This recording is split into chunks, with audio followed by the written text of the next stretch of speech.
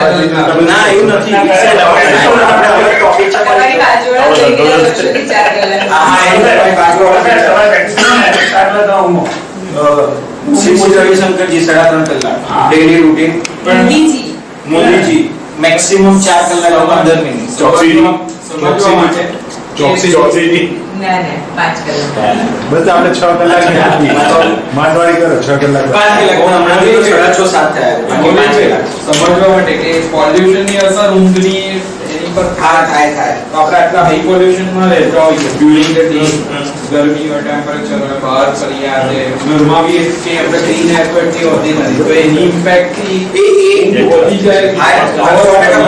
એક છે એનો એક પોઈન્ટ છે પોલ્યુશન ના રિલેટેડ ઊંઘને કેવી રીતે નલિફાઈ અચ્છા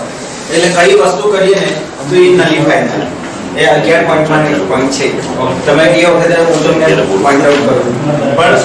6 કલાકની ઊંઘ આઈડિયલ કહેવાય 6 કલાકની ઊંઘ બેસ્ટ કહેવાય 8 કલાક ઊંઘીએ તો બેઝિક શું થાય છે સાયન્સ એવું કહે છે તમારું તમસ બહુ વધે તમસ વધે ને એટલે બોડી છે ને લથાર્જિક દેશમાં ને આળસમાં આવે ને એટલે કેવું છે કે ઓલરેડી આપણને ખબર છે કે મને ભગવાને જે પર્પઝ આપેલો છે એ પર્પઝ હું ક્યાંક ને ક્યાંક નથી હજુ કરી શકતો તો એ એટલો ને એટલો ડીલે થાય તો સાયન્ટિફિકલી અને સ્પિરિચ્યુઅલી આપણો એક બર્થ કરી જાય બહુ ડીપમાં જાવ તો આવું થાય કે તમારા બર્થ જે વધતા હોય ને વધતા જાય નહીં તો તમે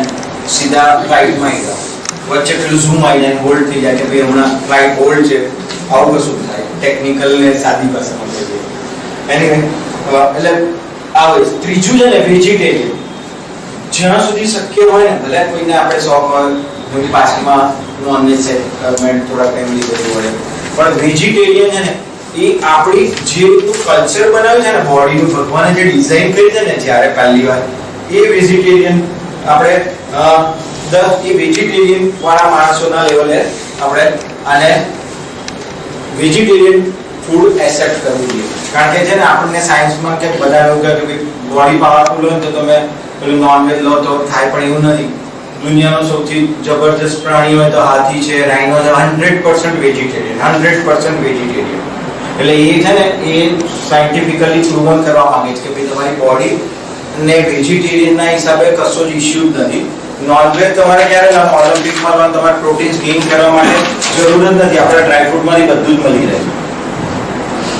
મેડિટેશન ચોથો પોઈન્ટ છે ને મેડિટેશન હવે મેડિટેશન ને આપણે બધા એવું સમજીએ છે એક લાઈનમાં એવું કહું કે બધા એવું કે ધ્યાન કરવાનું નામ મેડિટેશન નથી કે શાંતિથી કશું જ નહીં કરવું ને એનું નામ મેડિટેશન છે આઈડિયલી બેસી રહીએ ને એનું નામ જ મેડિટેશન છે કે તો ઓટો મોડમાં જે થવાનું થઈ જાય ધ્યાન કરવા જોઈએ કે ભાઈ તમે હવે વિચારો સામેથી વાંદરું નથી જોવાનું એટલે પહેલું જ મગજ જ પકડે વાંદરું એટલે કશું જ ના કરવાનું એનું નામ મેડિટેશન છે એટલે શાંતિથી કોઈક જગ્યાએ 15-20 મિનિટ બેસી રહીએ ને દિવસમાં એટલે પોતાની જાત જોડે આ બધું જ ઓટો મોડમાં જોરદાર થતું જાય સખત એનર્જી આવે કારણ કે અહમ બ્રહ્માસ્મિ આપણે એવું સમજીએ છીએ જે આત્મા છે એ ભગવાન છે એટલે આપણે આને અને આની અંદર જઈએ છીએ અત્યારે હું તમારી જોડે ઇન્ટરનલી નહીં એક્સટર્નલી વાત કરું છું પેલું હું મારી જોડે ઇન્ટરનલ વાત કરતો તો એ જ્યારે ખુલી જશે ને તો આ બધી બુકની કઈ જરૂર જ નથી બધું છે જ અંદર ખાલી પેલા ગોડાઉનમાંથી ડિસ્પ્લેમાં આવે છે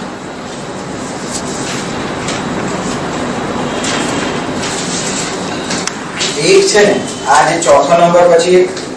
આપણે જે અત્યારનો સૌથી મોટો ઇશ્યુ છે ને ઊંઘના લેવલે આ સ્માર્ટફોન આપણે સાથે રાખી મૂકી છે તો આમાં આઈડિયલી એવું થાય કે ભાઈ 10 વાગે મેં સ્વિચ ઓફ કર્યો તો 10 વાગે સ્વિચ ઓફ કર્યો 11 વાગે સ્વિચ ઓફ કર્યો તો પછી સવાર સુધી ના લીધો અને બને ને તો એના રેડિયેશનથી દૂર થવાનું એના હિસાબે છે સાયકોલોજીકલી અને સાયન્ટિફિકલી